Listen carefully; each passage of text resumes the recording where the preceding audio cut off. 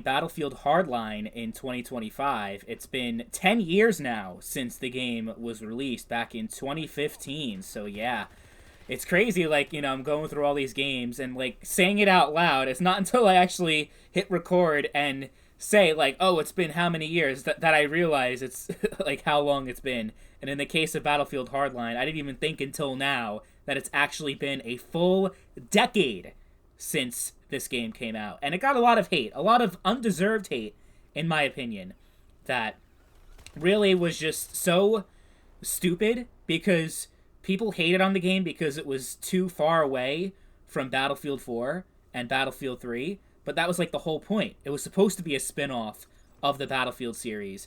And it did a really damn good job at setting itself apart while still feeling like a Battlefield experience. I would consider it among my, I don't know if I would say top five, but it would be up there, like as far as my favorite Battlefield games go, because it had great maps, great weapons, gunplay, like everything that fundamentally makes a multiplayer game fun and good is they did it really well in Hardline. The thing that's unfortunate though is that this game is not really worth playing in 2025, and I'm going to get into why in a second, but yeah, I'm just going to say, like, most of the people who were hating on Hardline, and people are also saying, like, oh, it didn't have enough content to be a full-price game. That's bullshit. Like, it had almost as much content, if not just as much as Battlefield 4 did. Like, it should have been a DLC for Battlefield 4. Like, why? It was definitely a full-fledged game, and I got a lot of my money's worth getting Hardline back in the day on the PS4.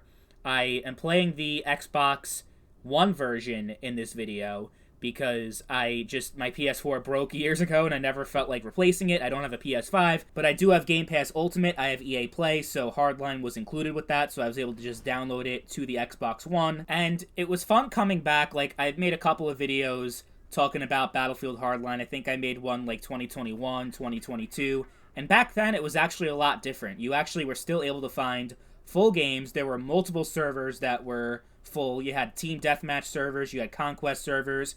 You were even able to once in a while get some DLC, which is actually, was not too surprising because the Ultimate Edition or the Battlefield Hardline Premium is included with the Game Pass version that you can play. But for some reason now, after a couple of years, you're lucky to get one server, and it's almost never full. And it's always downtown 24/7. So you're only able to play one map all the time. The tickets are like insanely high. You can see on the screen. The matches just drag on for way too long. Like, my team was getting dominated and the game should have ended a while before it did. It's just like insane. So I don't like the experience in 2025. I don't know why. It's a common thing with a lot of these games. People gravitate to these servers that are just the same map over and over and over and over and over again 24/7. And downtown's a great map. It probably is the best map in the game, but goddamn, do I want some map variety, It gets pretty old pretty fast. The same thing happened with, I think it was Arica Harbor in Battlefield Bad Company 2. I haven't played it yet for 2025, but for 2024, it was just the same map 24/7. That was the only map that anyone ever played on that you could find any players. So that sucked. And it sucks in this case for Hardline. And I looked into it for other platforms. PS4, from what I've seen on Reddit and other places, it's pretty much the same thing. It's just downtown 24/7. And PC is completely dead. Don't even bother trying to play the PC version. So that's essentially the state of Battlefield Hardline in a nutshell. If you want to download it and just play a couple of games here and there, like, I'm never going to uninstall it, right? There's no reason for me to. I have plenty of space on my hard drive anyway. And it does have a pretty decent campaign if you never played that before. It's different. It's definitely different. It's like a cops and robbers. Well, you're pretty much playing as a police officer, and you're arresting a bunch of criminals and doing drug busts and all these interesting things. So it does have a unique experience there. So there's some value in playing it for that. For the online multiplayer, come in, pop in, play a couple of games, but it's definitely not something you're going to spend a whole lot of time in.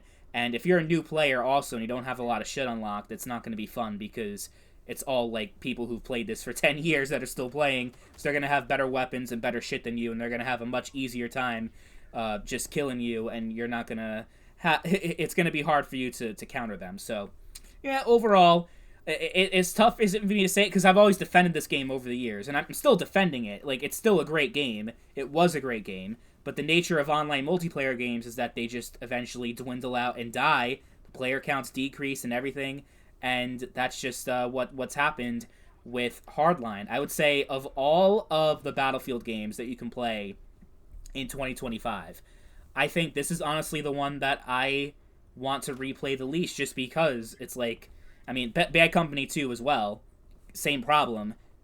There's no map variety, and it gets old very fast. After playing like 2 games or 3 games, I'm like, I've pretty much already had my fix for this game for like a month, or more.